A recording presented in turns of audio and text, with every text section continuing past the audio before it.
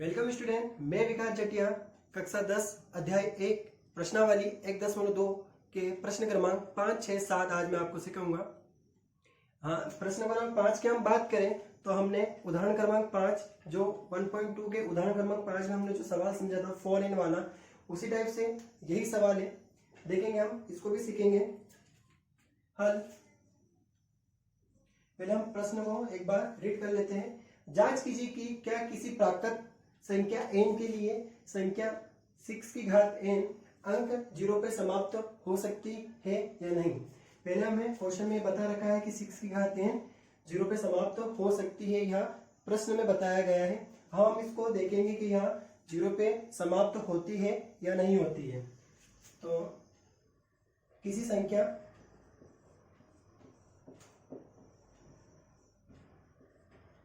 n के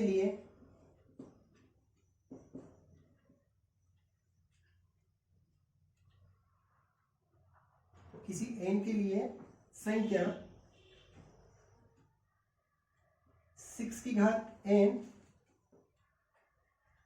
0 पर समाप्त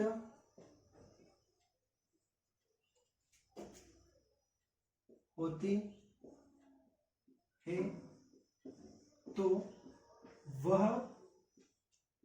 5 से विभाज्य होगी। देखिए, प्रश्न में बता रखा है कि 6 की घात n 0 पर समाप्त हो रही है। अगर मान लीजिएगा ये 6 की घात n 0 पर समाप्त होती है तो वह 5 से डिवाइड होगी।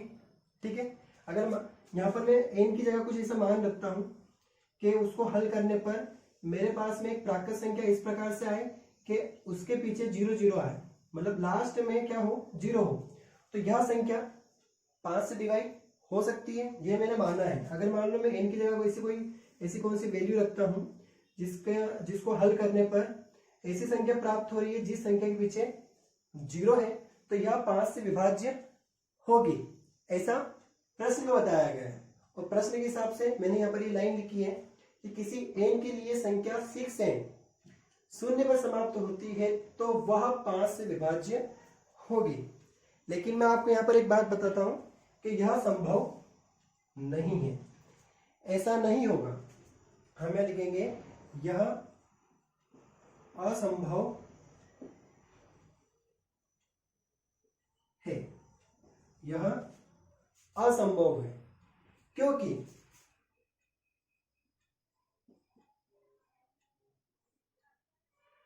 क्योंकि 6 की घात n के अभाज्य गुणनखंड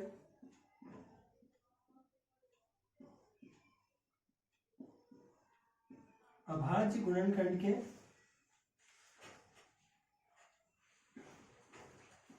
अभाज्य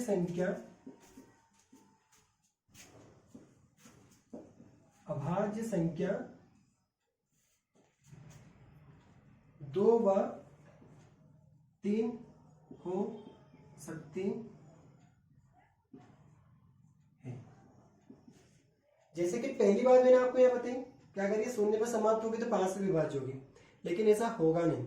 आप घर पे n की जगह कुछ भी वैल्यू रख के देखिएगा और उसको हल करिएगा। n की जगह 1 रखिए, 2 रखिए, 3 रखिए, कभी भी आपका मान ऐसा नहीं होगा कि जिसके पीछे 0 आता है। ये लाइन हमने इसलिए लिखी है क्योंकि क्वेश्चन में बोला है कि 0 पे समाप्त होती है, तो 0 पे समाप्त होती है, अगर होती है तो भैया 5 से विभाज्य होती है, लेकिन ऐसा असंभव है। तो हमने लिखा असंभव क्यों है, क्योंकि 6n, जब हम 6n का अभाज्य गुणनखंड करेंगे, मेरे कहने का तात्पर्य ये है कि हम यहाँ पर n की जगह कुछ भी ऐसी कुछ वैल्यू रखेंगे। जैसे कि मान लीजिए मैं यहाँ पर 6 की घात n है और यहाँ पर मैं n की जगह 2 रख रहा हूँ, है ना। तो यहाँ पर मैं n की जगह 2 रखूंगा तो 6 की घात 2 होगा। अगर 6 की घात 2 है तो यहाँ पर 6 इंटू 6 कितना होगा 36। 0 आया कि पीछे नहीं आया 0, तो हम यहाँ पर कह सकते हैं कि यह 0 पे समाप्त नहीं होगी। लेकिन हमारे पास में पर्टिकुलर कुछ n की वैल्यू नहीं है कि हम n की वैल्यू क्या रखें। वो तो मैंने आपको उदाहरण के तौर पे बताया कि 6n को हम हल करेंगे तो उसके पीछे 0 कभी नहीं आएगा, लेकिन n की वैल्यू तो बता भी नहीं रखी हमें कि n की वैल्यू रखना क्या है। तो ये 2 और 3 कैसे आए, तो हमें n की वैल्यू पता नहीं है। जब n की वैल्यू जब हमें पता नहीं है तो हम इस 6 का किस किस संख्या से डिवाइड कर सकते हैं, तो 2 और 3 से कर सकते हैं। तो यहाँ पर हमने लिखा कि 6n की अभाज्य गुणनखंड की अभाज्य संख्या 2 व 3 हो सकती है। किस प्रकार से, तो इस प्रकार से, इस प्रकार से 6 घात n। अब इस 6 को हम 2 इंटू 3 कर सकते हैं, ठीक है, 2 इंटू 3 पूरे की घात n। अब इस 2 इंटू 3 को हम ऐसा भी लिख सकते हैं 2 की घात n और 3 की घात n। अब यहां पर हम 6 के टुकड़े करें 2 और 3 में और वहां पर n घात रखी हमने, तो हमें यहाँ पर पता लगा कि ये 2 सिर्फ 2 से ही डिवाइड होगा, क्योंकि यह अगर मान लो यह प्राकृत संख्या है और इस प्राकृत संख्या का हमें एलसीएम करना है, तो यह एक ऐसी संख्या है जो इसी की टेबल में आती है। 3 भी एक ऐसी संख्या जो इसी की टेबल में आती हो, है ना। और भाज्य संख्या अगर मान लो हम 6 का डिवाइड करते हैं तो भी हमें आंसर 2 और 3 ही प्राप्त होता। क्यों, क्योंकि कोई भी भाज्य संख्या तभी भाज्य होगी जब उसके अंदर अभाज्य संख्या इंक्लूड होगी, मतलब वह अभाज्य संख्या से हल होगा। तो यह 6 2 और 3 से हल हो रहा है, तो हम यह लिखेंगे कि अतः 2 की घात n व 3 की घात n में 2 व 3 के अतिरिक्त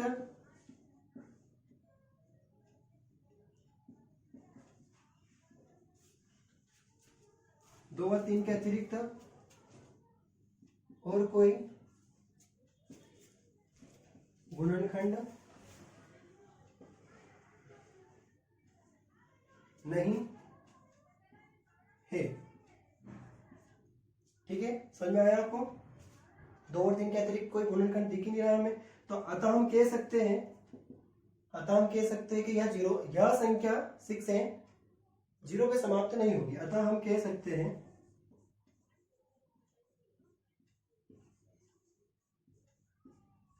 कि 6 की घात n 0 पर समाप्त नहीं होगी।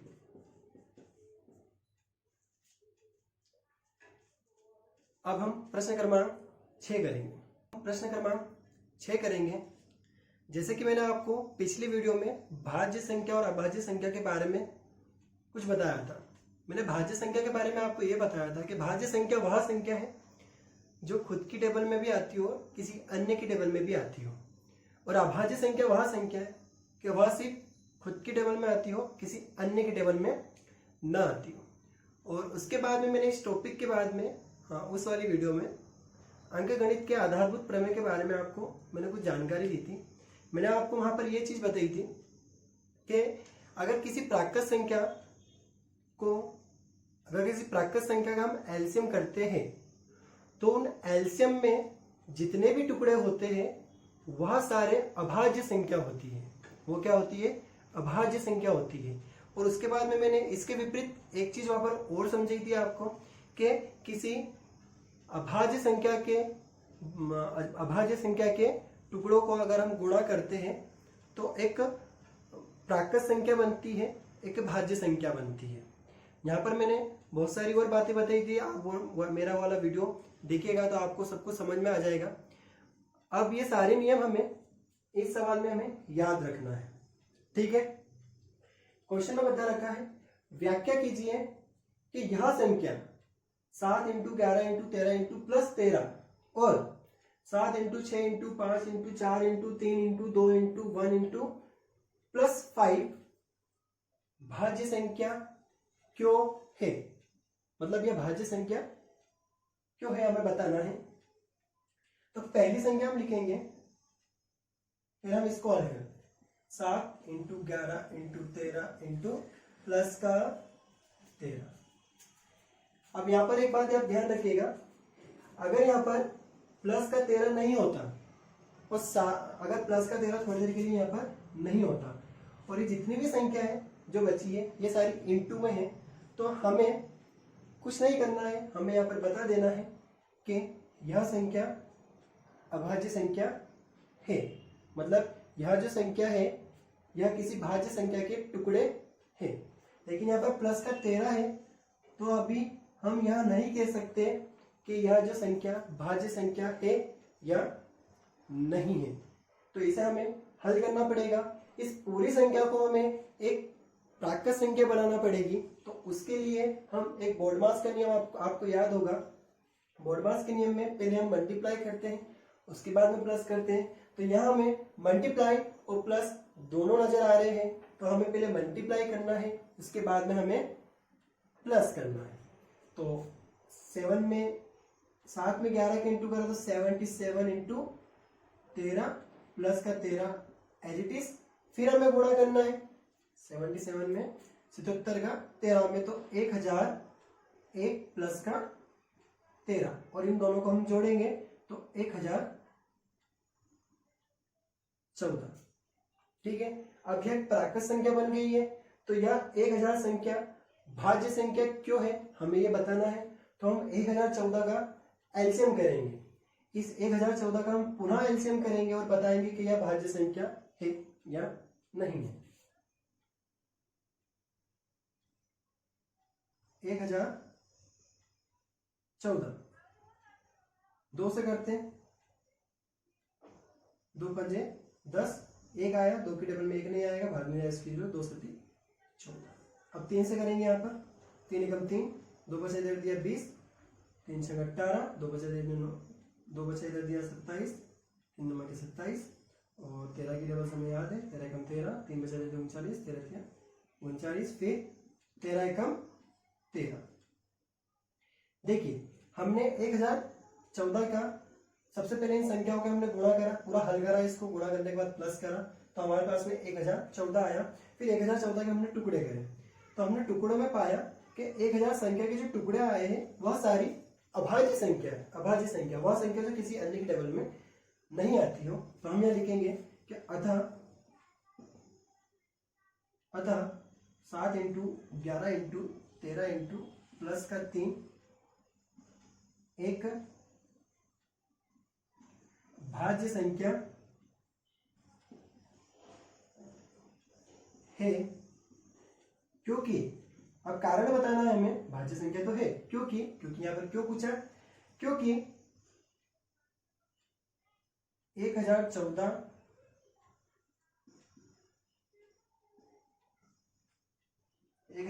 के टुकड़े सभी अभाज्य संख्या है। सभी क्या है, अभाज्य संख्या है। इस कारण से एक ये भाज्य संख्या हुई। ठीक है, अब हम इसका चेक करेंगे। 7 into 6 into 5 into 4 into 3 into 2 into 1 into 5। यहाँ पर भी हमें, अगर यहाँ पर भी सारी संख्या अगर गुणे में होती तो हमें कुछ करने की आवश्यकता नहीं होती, लेकिन एक संख्या प्लस में भी है तो हम पहले इन सारी संख्याओं को हम एक प्राकृत संख्या बनाएंगे, मतलब गुणा करके फिर जो आंसर आएगा उसमें हम 5 जोड़ेंगे। 7 में 6 का मल्टीप्लाई करा 42, 2 एकम 2, 2 तिया 6 और 24। यहाँ तक गुणा करा 24, इधर 7 में 6 का करा 5 एज इट इज, इधर चारों संख्याओं गुणा करा 24, इधर प्लस का 5 42 एज इट इज। 5 में 24 का मल्टीप्लाई करेंगे तो 120 प्लस का 5। अब 120 में हम 42 का मल्टीप्लाई करेंगे,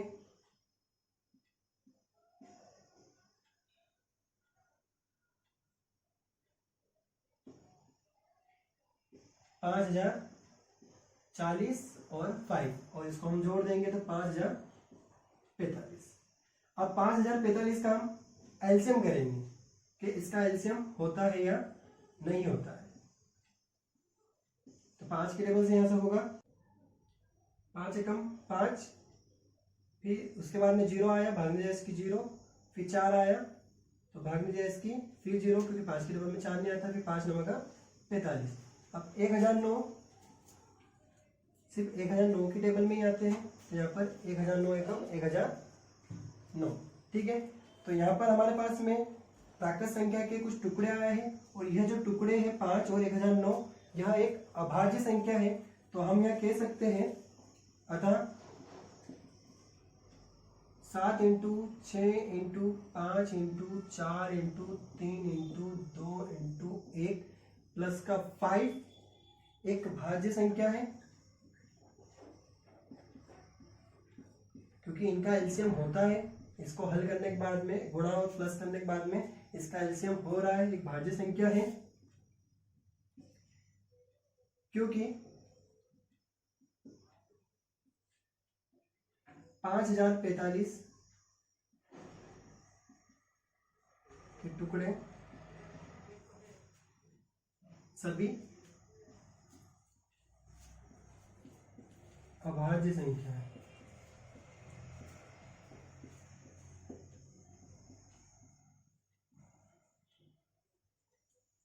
देखिए, भाज्य संख्या है, क्यों है, ये कारण भी हमने बता दिया है। अब हम प्रश्न क्रमांक 7 सीखेंगे। प्रश्न क्रमांक 7 सीखेंगे। बताया गया है प्रश्न क्रमांक 7 में कि किसी खेल के मैदान में चारों ओर एक वृत्ताकार पर्त है। एक खेल का मैदान है जो पूरा वृत्ताकार है। इस मैदान का एक चक्कर लगाने में सोनिया को 18 मिनट लगते हैं। मतलब इस पे सोनिया राउंड राउंड घूम रही है, तो एक चक्कर सोनिया ने 18 मिनट में लगाया। जबकि इसी मैदान का एक चक्कर लगाने में रवि 12 मिनट लेता है। सोनिया 18 मिनट लेती है और रवि 12 मिनट लेता है। मान लीजिए कि वे दोनों एक ही स्थान पर, दोनों एक साथ खड़े हैं, एक ही समय पर चलना प्रारंभ करते हैं, एक ही स्थान पर और एक ही समय पर वो चलना प्रारंभ करते हैं और एक ही दिशा में चलते हैं। तो कितने समय बाद वो पुनः प्रारंभिक स्थान पर मिलेंगे। ठीक है, लेकिन चलना प्रारंभ कर रहे हैं, लेकिन सोनिया 18 मिनट में एक राउंड पूरा कर रही है और रवि 12 मिनट में एक राउंड पूरा कर रहा है। तो इसका मतलब ये है कि रवि सोनिया के मुकाबले थोड़ा तेज चल रहा है और सोनिया थोड़ी धीरे चल रही है। तो यहाँ पर हम देखेंगे कि वो पुनः कब आपस में मिलेंगे। हल, एक चक्कर लगाने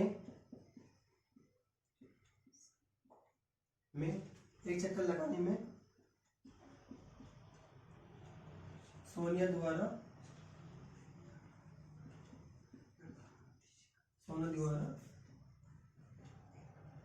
लिया गया समय कितना है, 18 मिनट। वैसे ही एक चक्कर लगाने में रवि द्वारा लिया गया समय कितना है, 12 मिनट। तो हमें क्या याद करना है कि कितने समय बाद वे प्रारंभिक स्थान में मिलेंगे। पुनः प्रारंभिक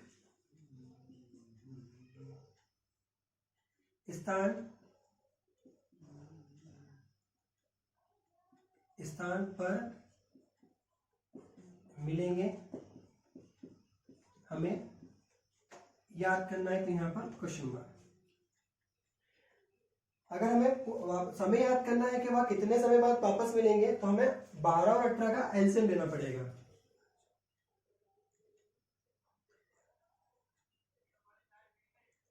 12 व 18 का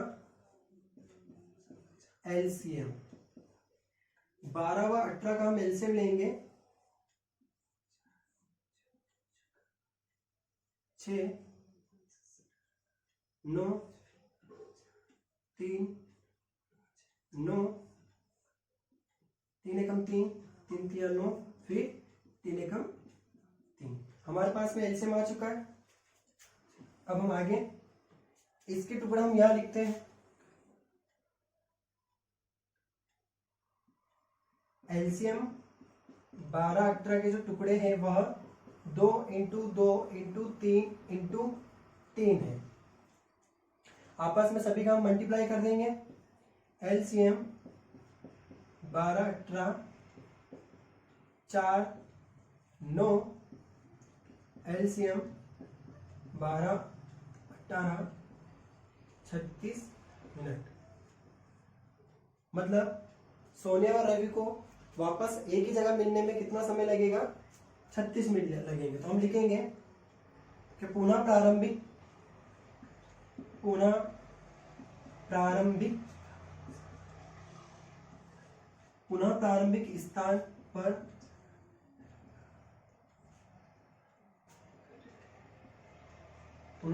स्थान पर